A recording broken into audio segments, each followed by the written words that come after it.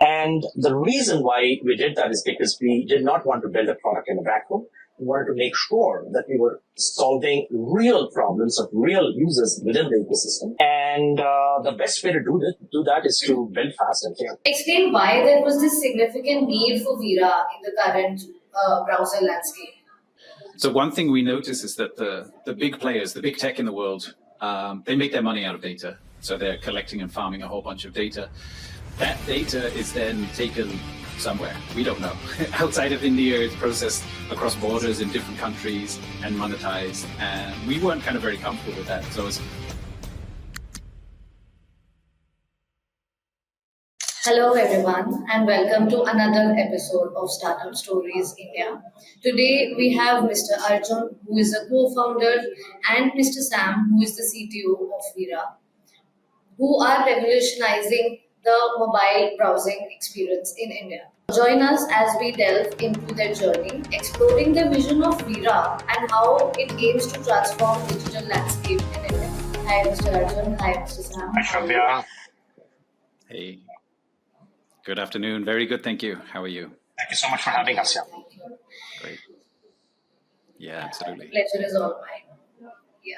So, Mr. Arjun, with your diverse background ranging from venture capital to management consulting, could you share with us what inspired your transition from these roles to becoming an entrepreneur, particularly in the world of internet technology with Veera? Absolutely.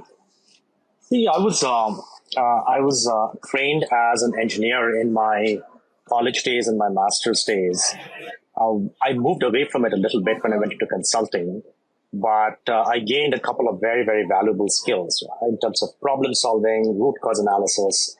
It also showed me how, these massive, crazy consulting organizations are able to actually rally behind certain principles or tenets or cultures that enable them to serve clients better, right? To the best of their abilities. Massive intellectual, capital pools resident there so that, you were never the smartest cookie in the room.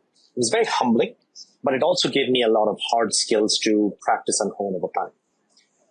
When I moved into investing, actually, it was a big shift there, right? I mean, of course, it got me back into technology, which I had kind of left behind for about 7-8 years. A large part of my consulting days, of my investing days, were actually spent in technology investing. But in addition to that, it taught me to look for opportunities that others are missing, right? Opportunities that are like plain in front of your face. It taught me to make extrapolations based on behavior that I have seen before, or company trajectories that I'd seen before.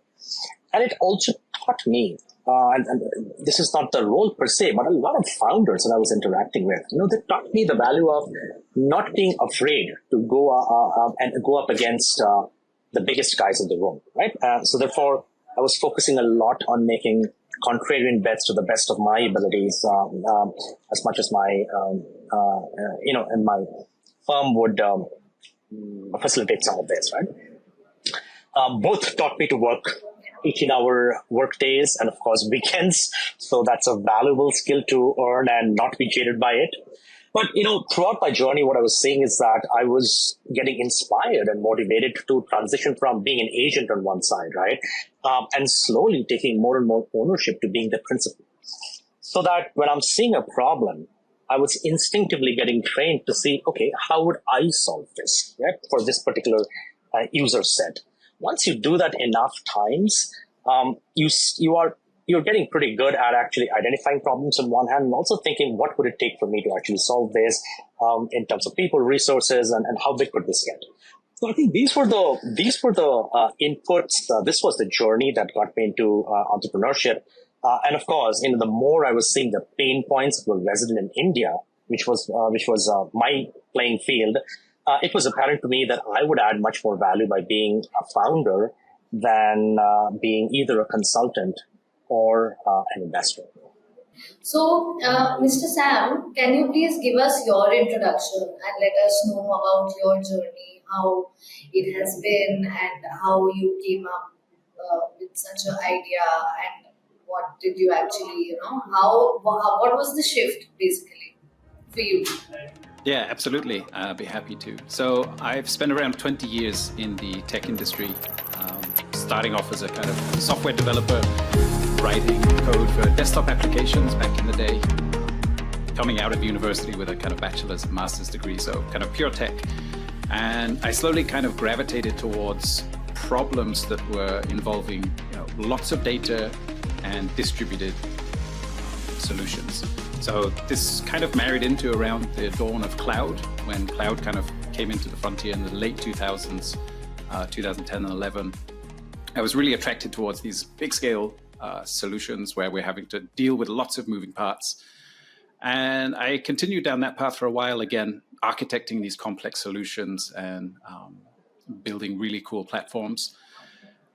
At some point during that journey, I became aware of the Web3 world. So with blockchain, and I don't want to mention the C word, the cryptocurrency word too much. I was more on the kind of blockchain side of things. I think there's a lot of negative sentiment associated with cryptocurrency, but from the blockchain side. So I was really excited by this new technology that was kind of revolutionizing the world, heavily decentralized, massively scalable, and saw that there was a lot of kind of inroads to making a big impact in technology through this. So through this journey, I started working with a lot of very cool, interesting people across the blockchain space, across the tech space in general, which led to a bunch of conversations around the browsing space. So there was a big kind of synergy between Web3 and browsing at this point. So it was through those conversations that I was introduced to Arjun at the kind of very early days of the Veera journey. So Arjun and the other co-founders had spent a lot of time kind of building out the market research, proving the concept and understanding the problem to solve. And that was when I was introduced. I was looking for a kind of change in roles at the time. So it was the perfect marriage, really. So we have been kind of involved since then, just over 2 years now. So, Mr. Arjun, given your experience in both investing and advising startups, how has that influenced your approach in building Veera, especially in terms of understanding the market needs and user behavior? Sure. So, could you tell us something about that? No, absolutely. I think in both of these roles, one of the things that I got exposed to very deeply and constantly was what I would call scuttlebutt investing, right? This is a term coined by Phil Fisher, the legendary investor.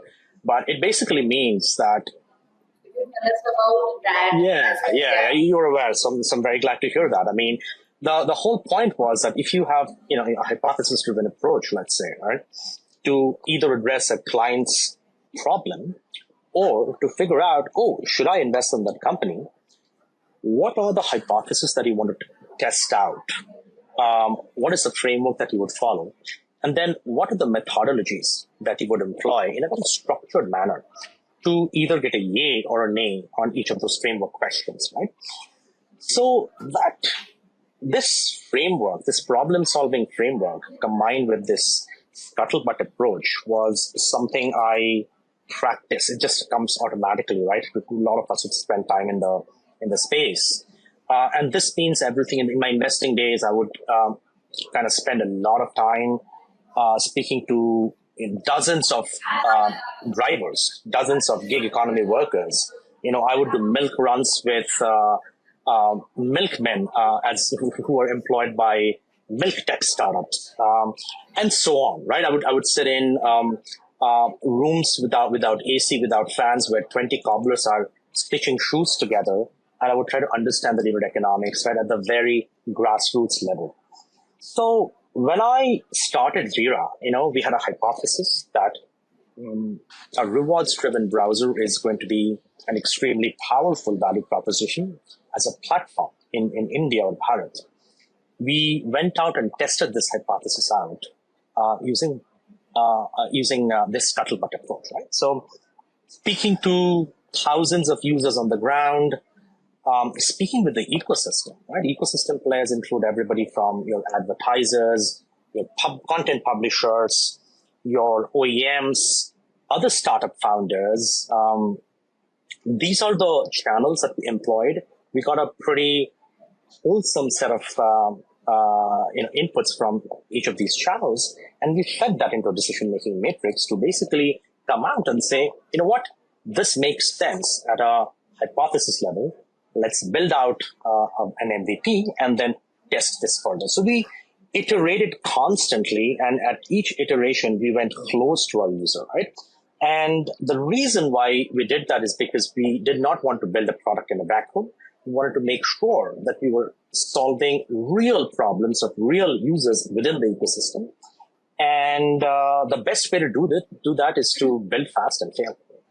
So, like with established browsers like Google Chrome, Firefox, and Safari already claiming to provide a clean, ad-free experience, explain why there was this significant need for Veera in the current browser landscape. Sure. I think there is a lot of gap between what, let's say, existing browsers provide and what Veera provides, right?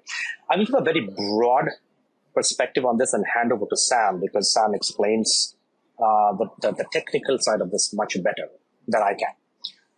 Look, you only have one browser in India for all practical purposes, right? There is Chrome, which is owned by Google. And Chrome is there on your devices because India is primarily an Android economy. And by definition, therefore, Chrome comes pre-installed on all your devices. But the other side of that equation also is that nobody else actually has taken the step to think of the browser in a very strategic manner. And everybody has tried to replicate Chrome in one form or another, right? A couple of foreign players tried to kind of bring in some elements of variety, but they got banned for other reasons. Which brings us to two critical tenets of why we built Veera, right? We wanted to build Veera as we wanted to reimagine the browser as very valuable real estate on your digital devices. Our average user spends anywhere between 5 to 7 hours on their phones every day, right? Of which a third is spent in the browser. Now, right now, the way the browsers are used today is either when you're, putting in a search term and kind of seeing search results, or you're clicking a link from your WhatsApp or Insta and it opens up in a browser tab. It's just very limited in functionality, given that, remember, this was the first application on the internet to have been created by Tim Berners-Lee, and then later developed by Mark Andreessen. We just felt that the actual potential of the browser has been stifled so far because the app ecosystem has played out very well in the last decade and a half. However, because our audience, which is, the next 100, 200 million Indians, who are primarily using phones that are, say, within the 10 to 15,000 rupee median, these phones are extremely resource hungry, right? And therefore, they start slowing down, they start hogging battery, and so on. And we believe that there is an alternative to this app ecosystem to live side by side, where some of your most commonly used, commonly used things that you do on the phone can be actually built on top of the browser very seamlessly. Right? Content, gaming, commerce, all of these can be integrated very seamlessly within this platform, which you're already coming to on a daily basis. So that was the basic principle of kind of building that out. And we wanted to build this in a way that looked and felt and operated in a manner very different to the incumbent solutions. I will hand that the remaining part of the question to Sam to address some of the more critical points on privacy, which is also a very, very big perspective that we bring to the product. Yeah, absolutely. Thanks for that, Arjun. So another kind of big part of this is around data. And now in India, data is being taken more seriously. The Data Protection kind of Act and rules are coming in. So one thing we notice is that the big players, the big tech in the world, they make their money out of data. So they're collecting and farming a whole bunch of data. That data is then taken somewhere. We don't know. Outside of India, it's processed across borders in different countries and monetized. And we weren't kind of very comfortable with that. So as part of the privacy angle and the security angle, we wanted to make sure that all of the data that is collected and stored is done in compliance with Indian regulations. So when you create a profile in the Veera browser, all of that information is encrypted and stored in Indian servers, so it doesn't leave the country. Just to add to that, we comply to constantly be up to date with the data privacy laws in India. We want to make sure that your personally identifiable information is not shared with anybody else, that you cannot really identify a user based on what they shared with us on Veera. We are the custodians of the privacy at the end of the day, even if the users themselves do not fully comprehend the perils of the privacy being breached, right? And we, of course, make sure that our data is stored within the confines of this country. So, Veera is built of Chromium. What were some of the technical challenges that you have faced while developing Veera? And to help user understand better, could you also elaborate on what Chromium is and how it enhances Veera? Absolutely. It's a really great question and one I love to talk about. So We know. we're going to break that into two parts, after a couple of years of battling with this. So I think if we look at it from the first part of that question, the technical challenges, just the sheer scale of the solution, the complexity of this. So a web browser is a very, very complex piece of software, which was part of the appeal in the beginning that I was attracted towards this, because it's just, browsers are built by the gods in tech. They are not just kind of apps you can put together very easily and very quickly. And with something like Chromium, it's 35 million lines of source code, which is just huge. The average project is probably, in the tens of thousands, and this is 35 million lines. So that's a really kind of big challenge straight off the bat. The second part of it is then kind of finding people who can work on this, because there's thousands of engineers who have contributed to the Chromium code base over the years, but a lot of these guys and girls are working for kind of big tech. They're in big firms. It's kind of difficult to attract them into a smaller unknown startup. So that was a really interesting challenge. But luckily we have a great narrative, a great story, and a great team to kind of really attract that talent. And once we kind of had that team and we're building stuff, the next really big challenge was that almost everything we're trying to do is an R&D project. So Arjun will come and say, "Hey, Sam, we want to add this button." I'm like, "Okay, give me a week." It's just a button, man. Like, we can do that easily. But again, we're kind of dealing with this pre-existing solution. So that was really tricky. We've kind of improved as we've gotten more mature in the solution and kind of gotten more familiar with it. But that was really fun. And then the other kind of last part of that is just, I guess, the pace at which some of this stuff changes. If you can imagine this, a few thousand engineers working for Google and various different organizations contributing to this project, it's constantly evolving and moving. So it's really fun to kind of try to keep up with that. What is Chromium? Every browser needs some sort of a rendering engine to actually display the information that it calls from a specific address, right? Chromium, the code base, basically is a rendering engine called Blink, which is the most widely used rendering engine across browsers. There are 2 or 3 that exist, but Blink tied with Chromium is what's most commonly used, which means that this has basically undergone a few decades of iteration and learning, and that's extremely valuable, right? And for us, we do not need to reinvent that wheel. What we wanted to focus on was to kind of build on top of this existing tech stack, take the best out of it, take the best of build privacy libraries on top, but actually build the Indianization or the localization features that we have been building, the rewards and redemption features that we've been building on top, and that's the core of the new innovation that we have brought to the browser.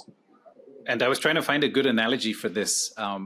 What is Chromium? And I guess a good way of kind of looking at it, or one way of looking at it, if we look at TVs, so televisions, there's hundreds of manufacturers of TVs if you go onto any of the kind of e-commerce sites. But there's only a handful of companies that actually make the screens.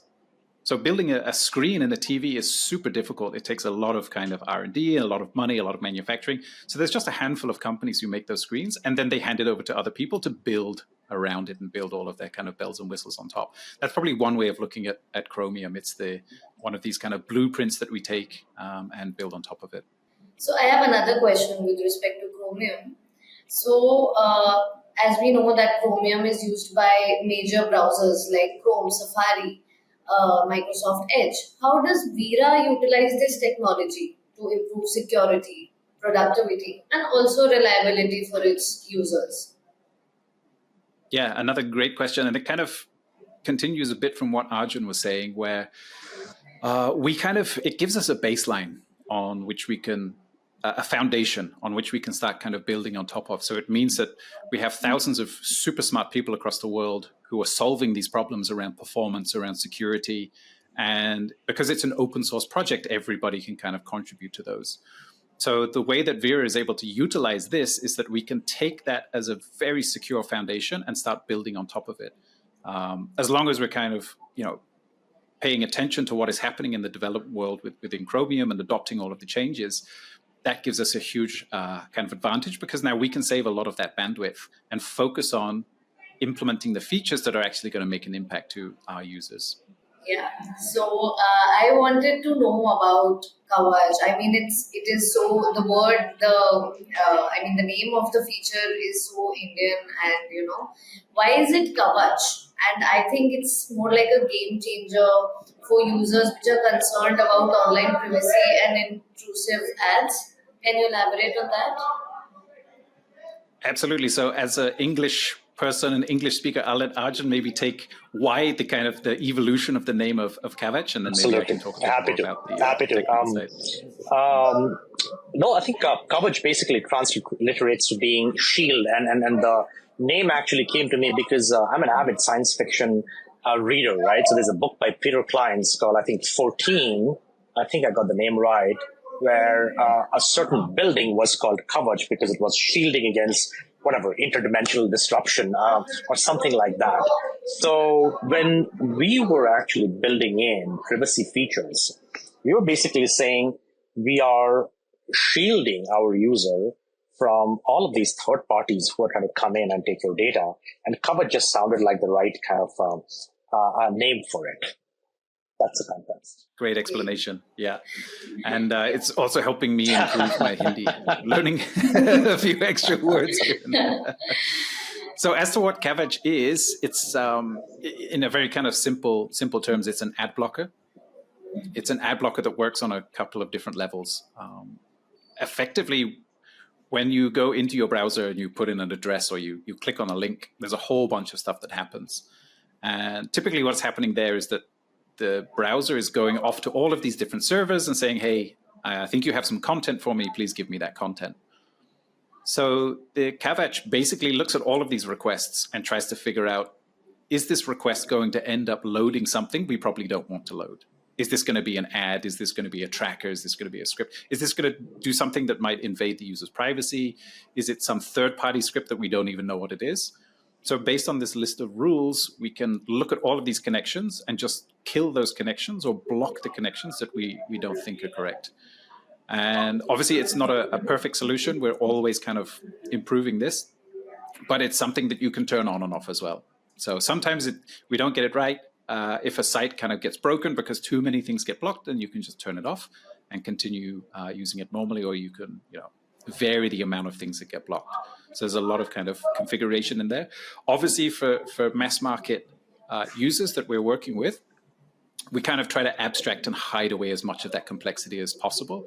So we kind of keep it to just a simple on and off, which you might have seen some sites now become a little bit aggressive. If they detect you're using an ad blocker, they will just refuse to show you any content until you turn it off. So we want to make that very easy for the user. And like most things that we built, kind of give the user the choice.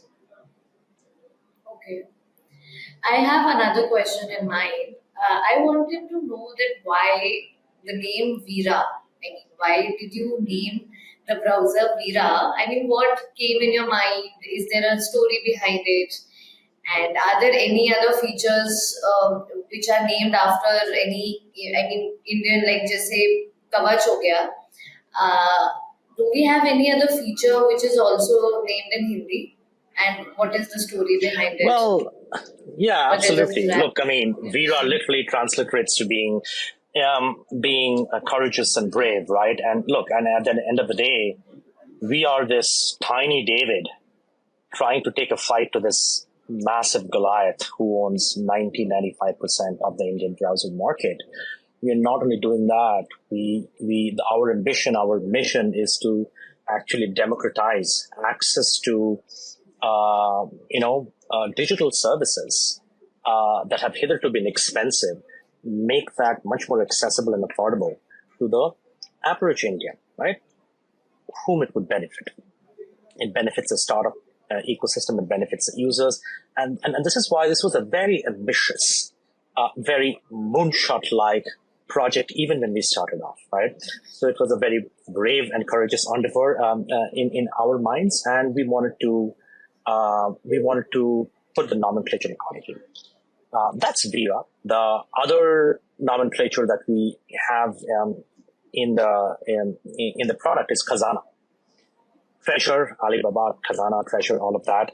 And basically, this is your wallet. This is the user's wallet where, this is a rewards-focused browser, which means that any activity that you do on the browser, whether you're searching, you're reading content, you're watching videos, you are playing games, you are making a purchase, or you're doing XYZ activities that we are slowly introducing more features to the browser, you actually get rewarded for your time and attention. Now remember, in the traditional browser landscape, the browser was a free product, but it's never truly free. And the browser, a lot of other digital assets created by big tech are never really free, because in which case you are the product. But for us, we felt that that was not a fair paradigm, right? We felt that the user is actually spending time on our platform, giving us a lot of learnings in the process, allowing us to monetize. It was just fair that we give them a share of our revenues. The way we did that is very cool gamification, and we took a lot of inspiration from the gaming world as well as from the blockchain world. And we said that, this is a platform where you're anyways coming on a daily basis. We have introduced a host of new features. Now, as you engage on these new features, we will create quests and missions for you so that when you complete them, you earn points. And these points you can actually then exchange and redeem them for a bunch of cool stuff, right? So the wallet in which these points for a particular user reside is called Khazana. This is their source of digital treasure. Okay, that's really interesting. I didn't know about Khazana. Okay. So, additionally, I would like to ask that how does Veera ensure that users still have control over the visibility of promotional ads within the browser? Sammy will take that. Yeah. That's a great question. Yeah, absolutely. So like I mentioned before, everything is in the user's hands in terms of choice. So it's a choice. You can come into settings. There's a setting that says show ads on and off, and you can turn it off. If you turn it off, they're gone. Oh, Very okay. simple. Very simple. Yeah. And there are two sets of, Okay. So also I sorry, would just to like add to to. that, Shravan, there are two sets of users in India, right? One who are very privacy focused, right? That's probably all of us in the room, right? That's probably the top 20, 30 million Indians. And I hope that this number increases over time. But for us, we would definitely like a more privacy-oriented feature in everything that we do in the digital world. And this on-off feature, this toggle, is built for this audience. But for all others who might want to see ads, who might want to see offers that are highly curated and personalized for them, we are creating that option as well. We are bringing those offers to them as well. So it's value added to both sets of people.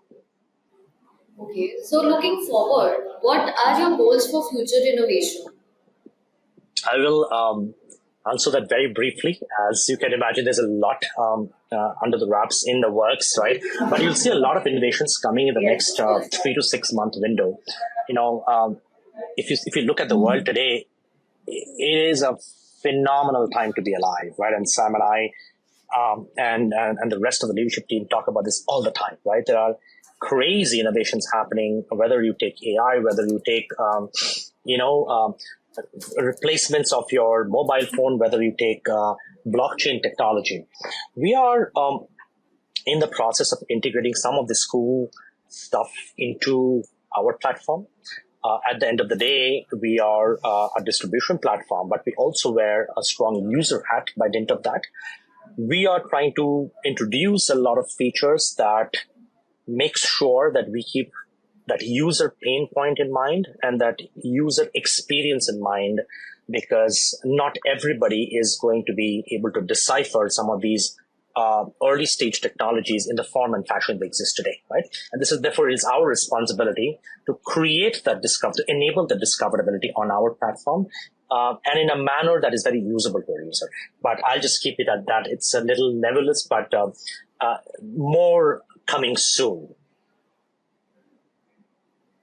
Sure, sure. We are waiting for it. I wanted to know that Veera's tailor-made content features seem very intriguing. So, could you just explain how this feature works and what users can expect? So, Shravya, what we are trying to build at the back end is a pretty robust personalization engine for delivering the right kind of content to users, right? Unlike a traditional browser, where the user just goes to search, our user comes to search. Our user comes to see content, read content, view content. Our user comes and plays games. Our user will eventually do a lot more on the platform on top of the features that we're introducing, right? So all of the data basically feeds into this multi-dimensional personalization engine that we are creating, which allows us at the back end to map our user very, very sharply. The whole objective of this is to give as much relevant content to the user as possible, in the right kind of content, the right kind of language, and the right kind of mode of content, whether that's an article or video or an audio or something else altogether, right? So once this is done, the user will come to Veera because they get what's relevant for them. Talking about the right content, I want to ask that, see, we understand the importance of online safety, right? Especially for children. Many parents are usually concerned about the browsing habits of their kids. So, can you shed some light on Veera's safety measures for younger users? Yeah, I can give some input here. So this is something that we've spent a lot of time kind of discussing and thinking about internally. It's a very difficult problem to solve because, as you can imagine, there's just so much content out there. So similar to the approach that we take with ad blocking, that works in the kind of ad blocking sense because we know who the bad actors are and you can kind of cut them off. When it comes to accessing content, it's a little bit harder to take that approach. You almost need to take the reverse approach where you have a list of sites that are pre-approved and you kind of maintain that and say, okay, these are okay for this target group of users. So it's something that we haven't launched or implemented yet, but it's something that we're looking at. And being able to do it in a way that allows people to use the internet in a useful way without completely reducing the kind of information they have takes a very kind of difficult balance. And also, once we start assuming that responsibility to say, hey, okay, look, we're the guardians and we will make sure that your child has a safe and fun experience of the internet, we also have to make sure that what we're doing is 100% correct. Because if we let through the wrong website or the wrong thing, then we're suddenly kind of doing a very bad job. And so that's something that we're very mindful of. Something that when we kind of come out with this feature, it has to be absolutely watertight and very well thought through. But yeah, it's not a simple problem to solve. It's pretty complex, which is why we did not want to address it at the very outset. We need to have our own learnings along the way. But as Sam mentioned, there's a lot of accountability on whoever takes this problem up because it's children we are dealing with, right? So we want to be 100%, 120% confident that that feature can be actually delivered to the right kind of audience with the right kind of safeguards.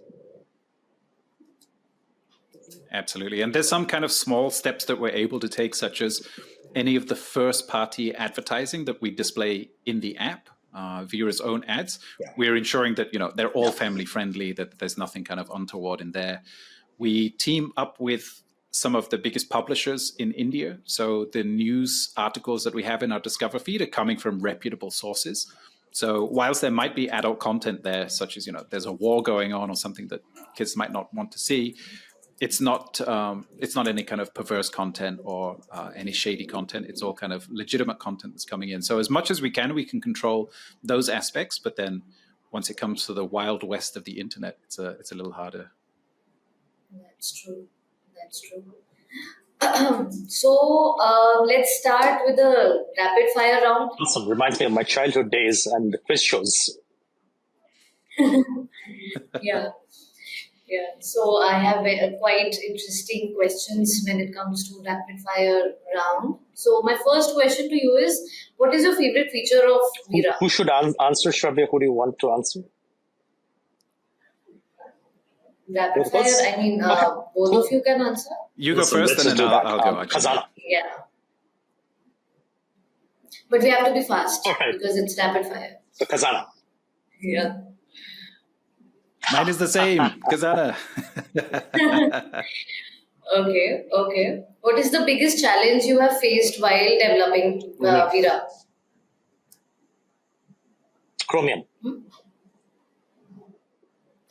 Okay, both Chromium? I would say, the general size and scale of the problem. Not just Chromium, but dealing with the internet and everything that comes with it. Okay. One word to describe the future of browsing. Multimodal. Evolving. Okay. Advice for younger entrepreneurs or aspiring entrepreneurs looking to enter the tech industry. Solve hard problems, but solve real problems that exist, not made up ones. Yeah, and I guess mine would be similar. Being in tech, I get asked this question a lot for advice. I would say try to kind of pick a niche and go very deep, specialize in something, which again, there's always kind of risks to that. But yeah, I'd say pick something and just do it very, very well. Okay. That's great. Great podcast. So I had really, it was a great time talking to you people, and I got to know so much about browsers and everything. So I do not have a background of this, so I did not know a lot of things before this podcast. I am really glad to have Thank you, Shravya. It's Likewise. Thank you for having us. And now you can download Veera and you'll be an expert. I'm already done. Please look up Khazana. That's going to be interesting. Yes. But we love the conversation, Shravya. Thank you so much. Thank you so much.